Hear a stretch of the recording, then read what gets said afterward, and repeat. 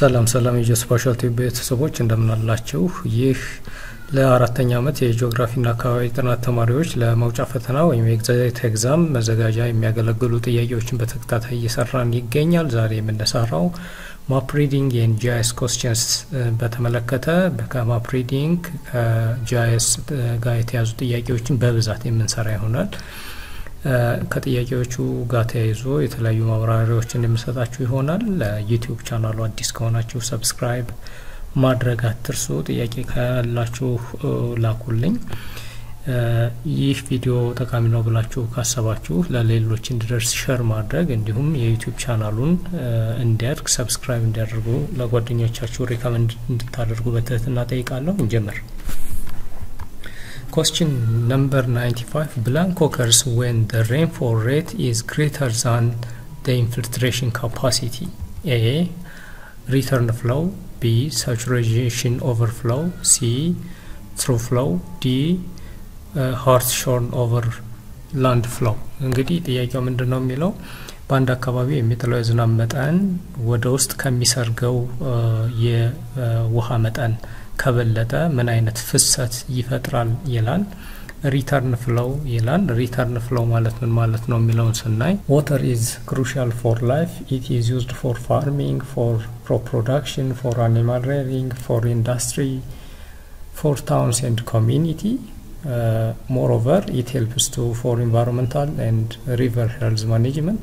After water is used for some utilization or for some purpose, it can return to back to the river system. This is known as return flow. እንግዲህ return flow ማለት ውሃን ለተለያዩ ጥቅም ካዋል ነው በኋላ የተረፈው ውሃ ወደ ውሃ ስርዓት ይገባል። ይሄ return flow ነው።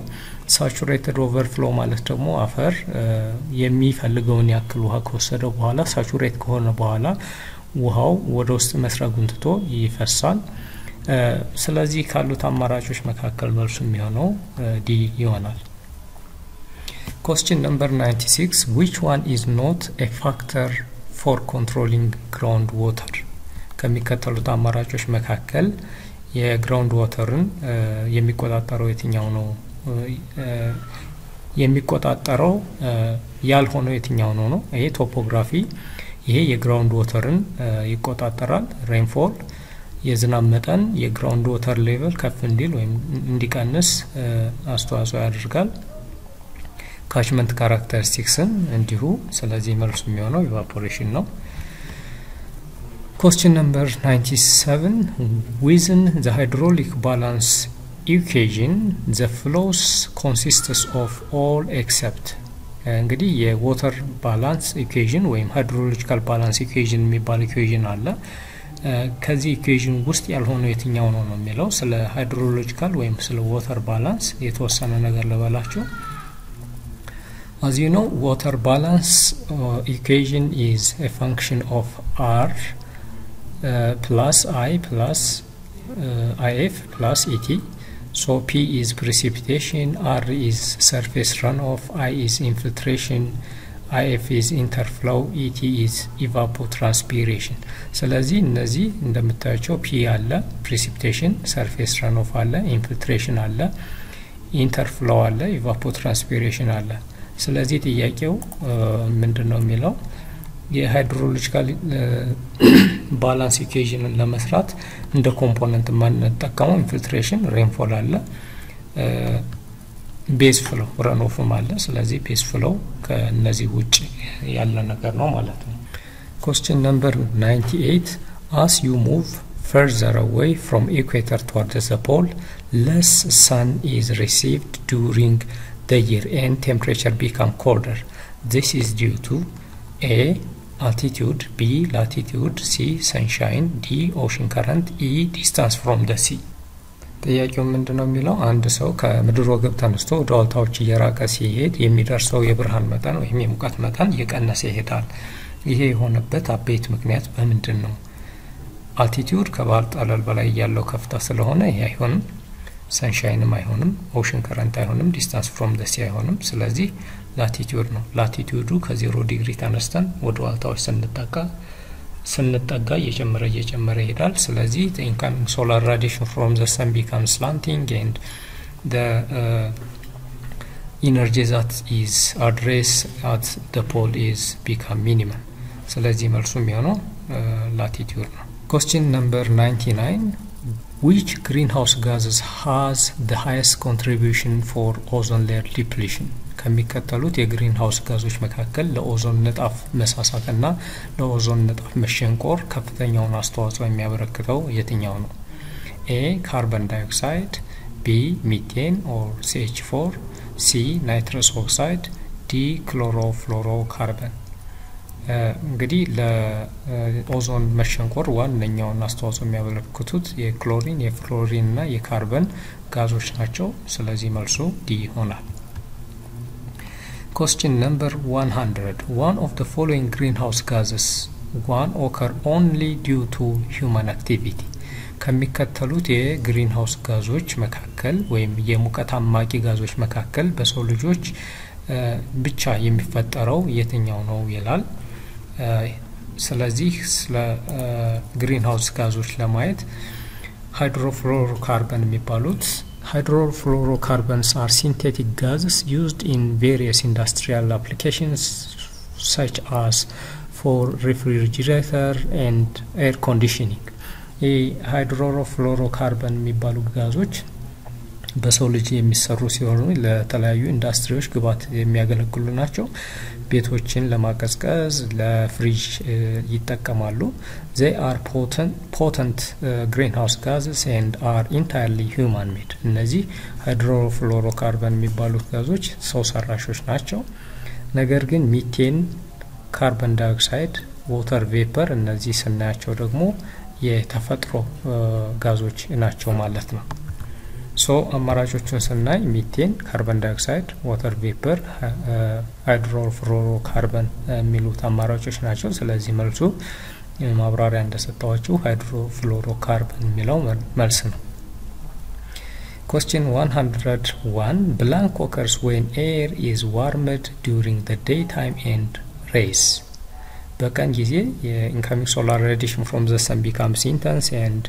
the air becomes warmed when it becomes warm it is raised up so what kinds of phenomena happen A orographic and frontal uplift ይሄ orographic and frontal uplift የሚለው orographic ማለት እርጥበት አዘል ንፋስ ወደ ተራራ ሲወጣ የሚፈጠር ነው frontal የሚባለው ደግሞ ቀዝቃዛና ሞቃት አየር ሲጋጩ የሚፈጠር ነው convectional or adiabatic cooling የሚባለው ግን በቀን ጊዜ በሬት ላይ ያለው አየር ሲሞቅ ወደ ላይ ሲነሳ የሚፈጠር ነው ስለዚህ መልሱ ካሉት አማራጮች ቢ ይሆናል Okay question 102 air stability is formed A when parcel of raised unsaturated air cools less rapidly than the surrounding air B when a rising parcel of unsaturated air cools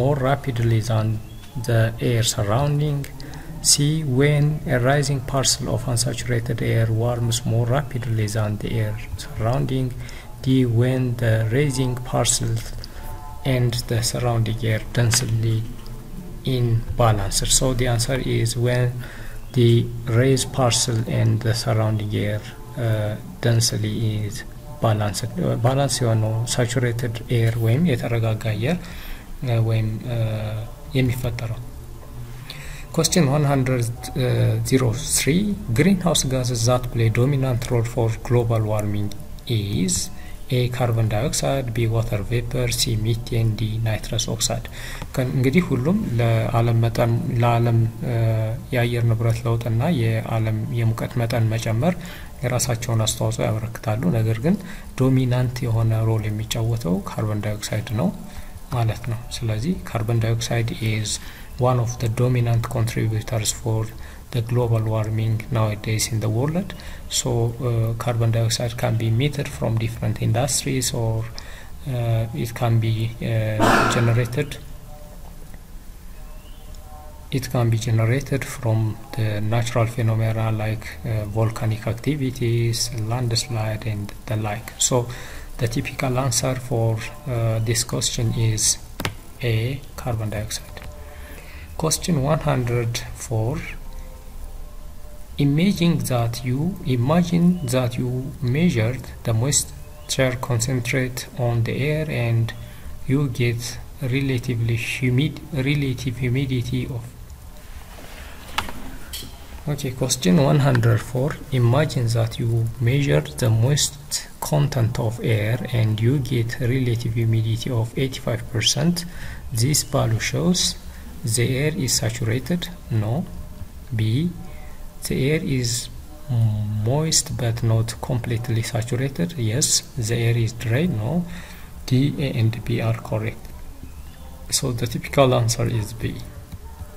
Question 105. Which one is the main cause of atmospheric variation in time? A, increasing the amount of nitrogen. B, anthropogenic activity. C, natural event. D, orbital tilt. E, the use cleaning cooking stoves. እንግዲህ የሜን ኮዝ ኦፍ አትሞስፌሪክ ቫሪዬሽን ወይም የከባቢ አየር መለዋወጥ ሜን ኮዝ የሚባለው ወይም አቤት ምክንያት የሚባለው አንትሮፖጀኒክ ወይም ሰው ሰራሽ የሆኑ ክስተቶች ናቸው። እንደ ዲፎሬስቴሽን፣ ኦቨርግሬዚንግ ያሉት እነዚህ ሰው ሰራሽ የሆኑ ሁነቶች ለከባቢ አየር መለወጥ የራሳቸውን የሆነ አስተዋጽኦ ያበረክታሉ። ስለዚህ መልሱ ቢ ነው። ጥያቄ ቁጥር 106 blank is least dangerous form of ultraviolet radiation. By the way, the incoming solar radiation from the sun can be generally categorized into three. The first one is shortwave length rays like ultraviolet ray, gamma ray and X-ray. The visible light, the VVQR one, and the long wave length rays like radio wave, microwave and the like. ስለዚህ ከፀሐይ የሚመለከቱ ጨረሮች በሶስት እንከፍላቸዋለን። አጭር ሞገድ ያላቸው፣ መካከለኛ ሞገድ ያላቸውና ረጅም ሞገድ ያላቸው ብለን ይሄኛው ጥያቄ ከአጭር ሞገድ ጋር የተያያዘ ነው። አልትራቫዮሌት ሬይ ራዲዬሽን በሶስት ይከፈላል። UVA፣ UVB፣ UVC ተብሎ ይከፈላል። UVA የሚባለው ረጅም ጨረር ያለው በአንጻራዊነት ከአልትራቫዮሌት ሬይ ጨረሮች ረጅም ያለው ሲሆን ከ320 እስከ 400 ናኖሜትር ሜጀር የሚያደርግ ነው። አልትራቫዮሌት ሬይ ቢ የሚባለው ደግሞ ሚዲየም ዌቭ ነው። ከ280 እስከ 315 ናኖሜትር ይለካል። በጣም አጭሩ የሚባለው እና በጣም አደገኛው የሚባለው UVC የሚባለው ከ100 እስከ 280 ናኖሜትር የሚለካ ነው። ስለዚህ ሊስት ዳንጀረስ የሚባለው የትኛው ነው? UVA radiation, B UVB radiation, C UVC radiation, D both UVA and UVB radiation. ስለዚህ መልሱ ኤ ነው። ምክንያቱም ሊስት ዳንጀረስ ማለት ረጅም ሞገድ ያላቸው ናቸው። በጣም አጭር ከሆኑ ግን በጣም ዳንጀረስ ነው የሚሆኑት። Question number 107.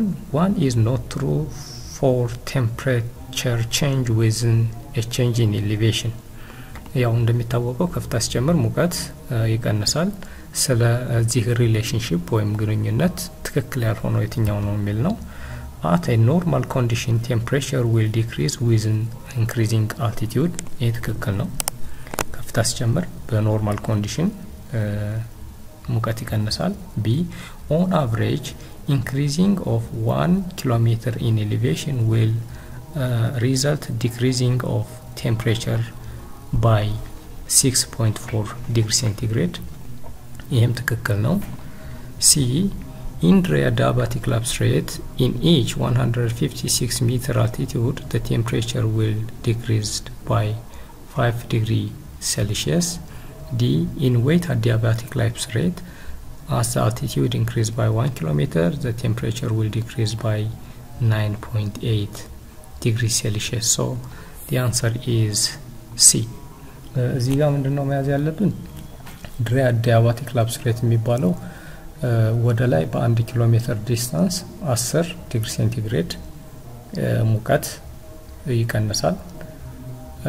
በዌይት adiabatic lapse rate ደግሞ ዌይት adiabatic lapse rate በ1 ኪሎ ሜትር 5 ዲግሪ ሴንቲግሬድ ይቀንሳል። ስለዚህ ይሄ 156 ሜትር ሳይሆን በ1 ኪሎ ሜትር ዲስታንስ ነው። ኖርማል የሚባለው ደግሞ በ1 ኪሎ ሜትር ዲስታንስ ወይም በ1000 ሜትር 6.5 ዲግሪ ሴንቲግሬድ ሙቀት ይቀንሳል ማለት ነው። Question number 108. A branch of climatology which studies thermodynamics process in the atmosphere and resultant atmospheric motion is physical climatology አይደለም synoptic climatology regional climatology dynamic climatology so the answer is dynamic climatology this is the answer is C no the answer is D not C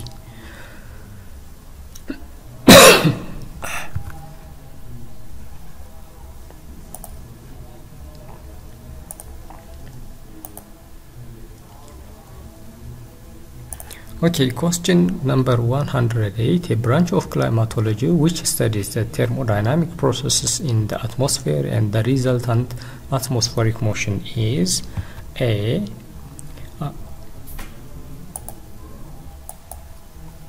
Physical climatology አይደለም B. Synoptic climatology አይደለም C. Regional climatology አይደለም D. Dynamic climatology is the answer. 109. Which one of the following is not an element of weather and climate? እንግዲህ element of weather and climate የሚባሉት የአየር ንብረት ሁኔታና የአየር ጸባይ ሁኔታን የሚፈጥሩ ወይም የሚሰሩ ናቸው። እንደ precipitation, rainfall, wind, pressure የመሳሰሉት ናቸው። ከነዚህ መካከል የweather and climate element ያልሆነው የትኛው ነው የሚለው temperature element ነው፣ precipitation element ነው፣ humidity element ነው, geography is not elements of weather and climate. Question number 110. Among the most relevant definition given by different scholars and organizations about cartography, which one is incorrect? እንግዲህ ጥያቄው ምንድነው የሚለው በተለያዩ ተቋማትና በተለያዩ ባለሙያዎች ስለ ካርቶግራፊ የሚሰጡ ዴፊኒሽኖች አሉ። ከነዚህ መካከል ትክክል ያልሆነው የትኛው ነው ይላል። The science of making any map from surveying to map printing. This is correct. B. Cartography is the totality of investigation and operation of maps. C. Cartography is theoretical techniques of map making and applied science. C. Cartography is art, science and technology of making maps. So D. To do maps, he or she has to have the background of different departments. ይህም ትክክል ነው። ጂኦግራፈር ሊሆን ይችላል፣ ካርቶግራፈር ሊሆን ይችላል፣ GIS ኤክስፐርት ሊሆን ጂኦደሲ ሊሆን ይችላል። ስለዚህ የተለያየ እንትን ሊኖር ይችላል። ስለዚህ መልሱ ካርቶግራፊ is totality of investigation and operation of maps ሊሆን አይችልም ማለት ነው። The first oldest known map were drawn by blank on clay tablets. A. Babylonian, B. Mesopotamian, C. Arabic geographers, D. Ancient Greeks, E. Israel. መልሱ የባቢሎኒያ ነው። ጥያቄው የሚለው ጥንታዊ ሰዎች ካርታን በተለያየ መንገድ ይስሉ ነበር። በክሌይ ወይም በሸክላ ላይ የተለያዩ ካርታዎችን መሳል የጀመሩት የባቢሎኒያ ሰዎች ናቸው። ጥያቄ ቁጥር 112. Which one is incorrect about topographical map? Topographic map is a map which mainly depicts about the topographic structure of an area. It mainly gives special emphasis about the topographic arrangement of an area. So ስለ topographic map ትክክል ያልሆነው የትኛው ነው ይላል። It is presented on large scale to show the general surface features in detail. This is correct statement. B. It doesn't show the boundary of individual lands. ይህም ትክክል ነው። የባውንደሪ individual land አያሳይም። C. It shows on the sheet of paper. ትክክል ነው። They are known as atlas maps. ይሄ atlas ማፖች አይደሉም topographic map. E. The special purpose maps are those which are constructed for a group of people having special readings. ይህም ትክክል ነው። ስለዚህ ካሉት አማራጮች ስለ ቶፖግራፊክ ማፕ ትክክል ያልሆነው ዲ they are known as atlas maps የሚለው አይሆንም። question number 130 all of the following are true about map projection except one ከሚከተሉት መካከል ስለ map projection ትክክል ያልሆነውን ለይታችሁ አውጡ ነው የሚለው A map projection is a transformation between curved reference surface of the earth and the flat plane of a map. This is correct. It is method of changing 2 dimension to 3 dimension. Yeah. C. The transformation of geographic coordinates into Cartesian projection coordinates. C. D. Projection comes from notion of place lighting sources inside or outside transparent globe. Changing the position of the light source results in different geometric properties. መልሱም የሚሆነው C geographic coordinate ወደ Cartesian project system የመቀየር ሂደት አይደለም projection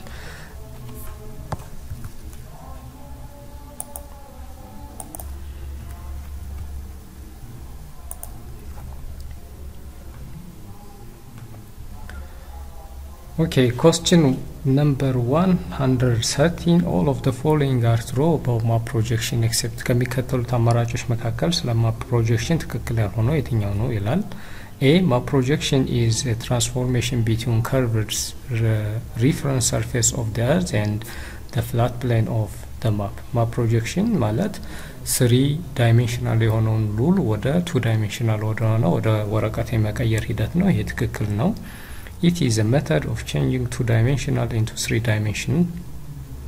It is a method changing 2-dimension into 3-dimension. A.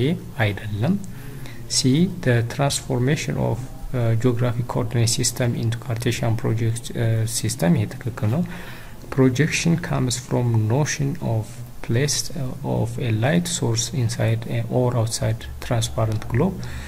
ማፕን ፕሮጀክት ለማድረግ ትራንስፓረንት የሆነ ወይም አስተላላፊ ብርሃን የሚያስተላልፍ ሉል ይኖረናል ሶርስ ኦፍ ላይቱን ከውስጥ ወይም ከውጭ እናደርግ እንችላለን ሶርስ ኦፍ ላይቱን ከውስጥ ወይም ከውጭ ስናደርግ ወይም ከጫፍና ከሉሉ መሃል ስናደርግ የምንጠቀመው የፕሮጀክሽን አይነት የተለያየ ነው ይሄም ትክክል ነው E. Changing the position of light source results in different geometric property ይሄም ትክክል ነው ስለዚህ መልሱ የሚሆነው ትክክል ያልሆነው It is method of changing 2-dimension into 3-dimension ሳይሆን from 3-dimension to 2-dimension ነው ስለዚህ መልሱ የሚሆነው B ይሆናል ማለት ነው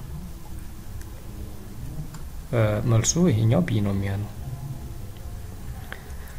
ጥያቄ ቁጥር 114 which one is correct about geographic coordinate system coordinate system በተመለከተ የተወሰነ ልበላችሁ ሁለት አይነት coordinate system አለ geographic coordinate system የሚባለው latitude እና longitude ተጠቅመን በዲግሪ ዴሲማል ወይም በዲግሪ በሚኒት እና በሰከንድ አንድን ቦታ የምንገልጽ ከሆነ ነው ሁለተኛው ደግሞ projected coordinate system ብለን የምንጠራው ይሄኛው ከጂኦግራፊክ ኮኦርዲኔት ሲስተም ወደ ፕሮጀክተር ስንቀየር UTM ወይም ዩኒቨርሳል ትራንስቨርስ ማርኬተር በመጠቀም ሜትሪክ ዩኒት የምንጠቀም ከሆነ ነው ስለዚህ ከሚከተሉት አማራጮች ስለ ጂኦግራፊክ ኮኦርዲኔት ሲስተም ትክክል የሆነው የትኛው ነው የሚለው A. Geographic coordinate system is a method of describing the position of geographic location on the Earth's surface ትክክል ነው B. is also called projected coordinate system አይደለም B ስህተት ነው C. known as rectangular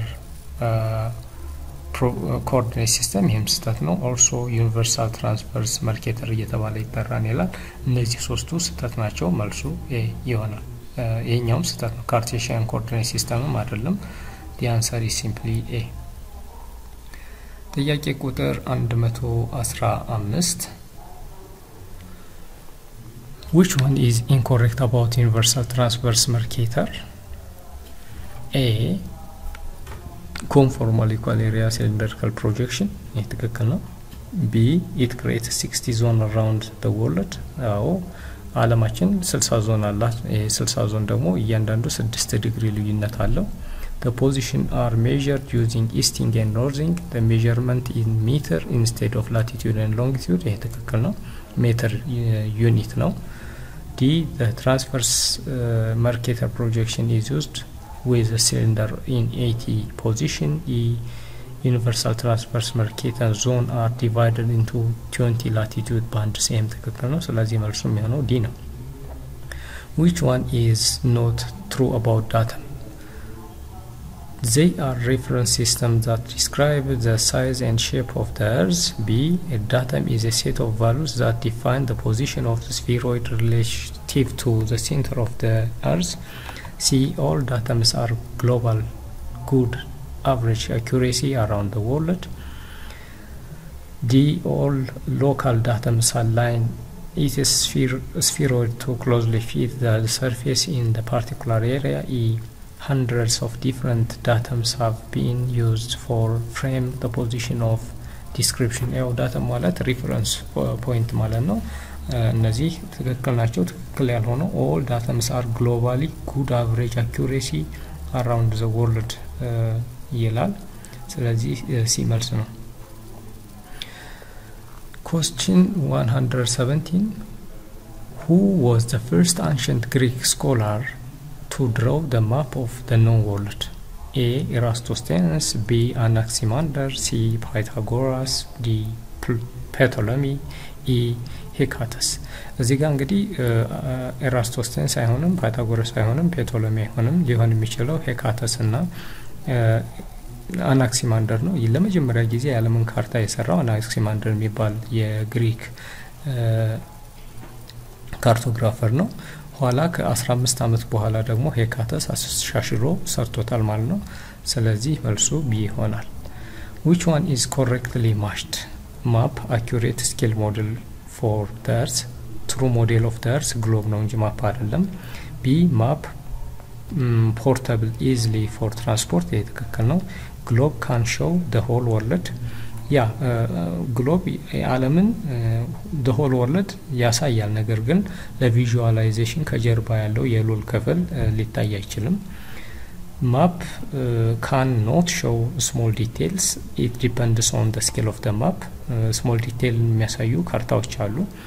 ግን ከጥያቄው ኢንቴንሽን ጋር ካሉት አማራጮች ጋር ስናይ ይሄኛውንም ሮንግ ነው እንችላለን። ግን እናንተ እዚህ ጋር መያዝ ያለባችሁ cannot show small detail የሚለውን scale of the map determine ያደርገዋል። E. Map distort at least one of the following size shape. ይህም ትክክለኛ ስቴትመንት ነው። ነገር ግን ከማፕ ፕሮጀክሽን ጋር የተያዘ ኮንሰፕት ስለሆነ ማፕ ፕሮጀክሽን የሚለው ጋር ይያዛል። ስለዚህ ፕሮባብሊ እንዲህ አይነት ጥያቄዎች አስተማሪዎች ባያወጡ ይመረጣል። ግን ይሄኛው ቬግ ነው። ካሉት አማራጮች የተሻለ የሚሆነው ይሄኛው ነው ማለት ነው። Which one of the following angular interval is truly represent determination of direction of bearing? Angular bearing እንግዲህ ሰርቬይንግ ላይ ኮርስ ስትወስዱ ባክ ቤሪንግ እና ፎር ቤሪንግ የሚባላሉ። አንድ ቤሪንግ 360 ዲግሪ ሜጀር ያደርጋል። ስለዚህ መልሱ የሚሆነው ከ0 እስከ 90 ከ0 እስከ 180 ከ0 እስከ 360 ከ90 እስከ 180 ይላል። መልሱ ቀላል ነው።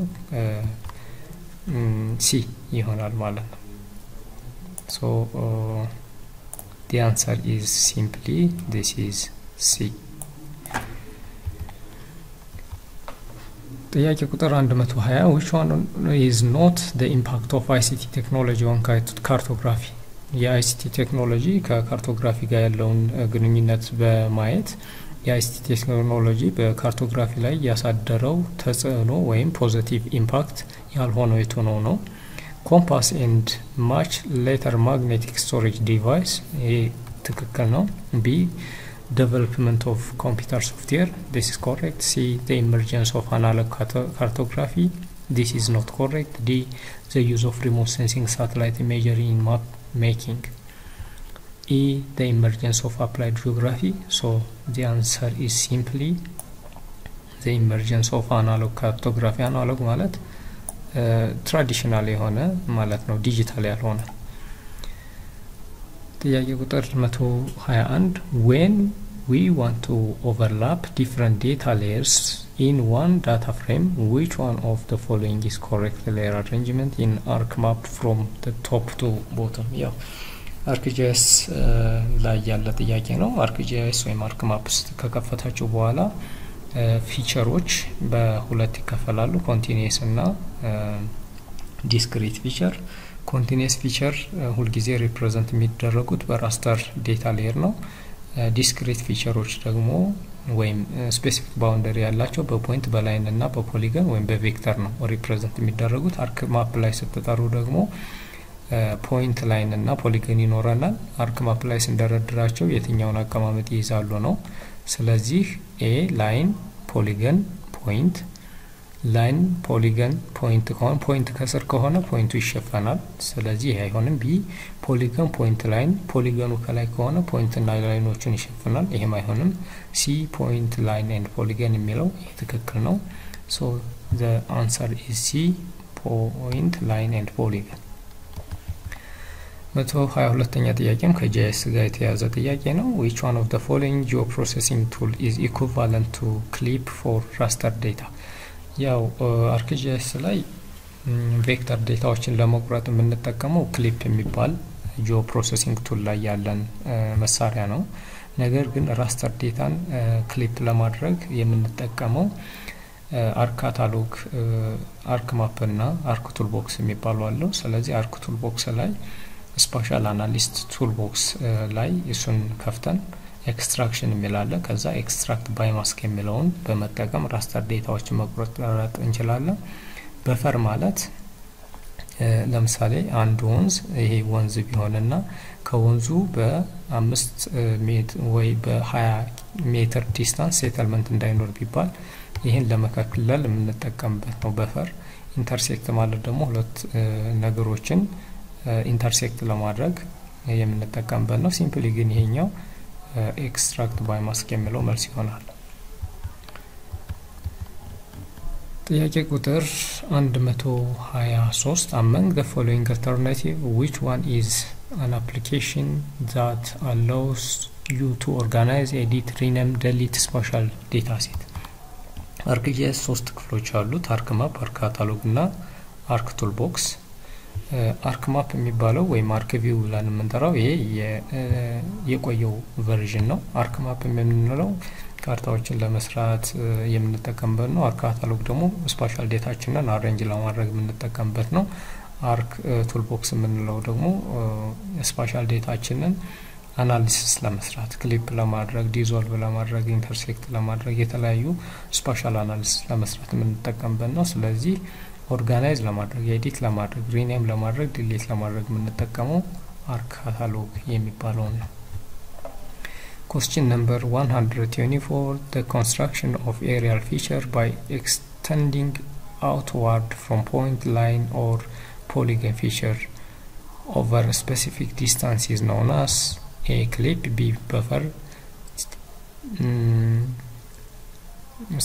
I think C is missing, D dissolve, E split። እንግዲህ ከዚህ ካሉት አማራጮች መካከል ፖይንት ላይን እና ፖሊገንን መሰረት በማድረግ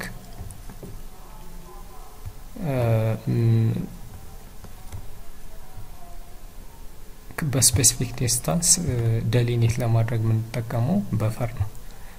በፈር ፖይንት በፈር ላይን በፈር አለ፣ እንዲሁም ፖሊገን በፈር ማድረግ ይቻላል። እንደ ምሳሌ ለመስጠት ከተፈለገ በአንድ አካባቢ ወይም ባንድ ለምሳሌ ከጣና ሐይቅ በ10 ኪሎ ሜትር ዲስታንስ ምንም አይነት አግሪካልቸራል አክቲቪቲ እንዳይካሄድ ቢፈልግ ይሄ ፖሊገን በፈር መስራት ይቻላል። ከወንዞች በ10 ወይም በ20 ሜትር ዲስታንስ ምንም አይነት ሴትልመንት እንዳይኖር ቢፈልግ ይሄ ላይን በፈር ነው። ስለዚህ ይሄ ሲምፕሊ በፈሪንግ ነው። ጥያቄ ቁጥር 125 which one of the following is not source of GPS signal error? number of satellite visible ይሄ ትክክል ነው። B signal unipath, C ionosphere and troposphere delay, D receiver clock error. The answer is simply B. This is all about today's video. If you have any question, let me know. Please don't hesitate to subscribe my YouTube channel, and please invite for your friends to have some kinds of discussion over our upcoming videos. This is all. Have a nice day.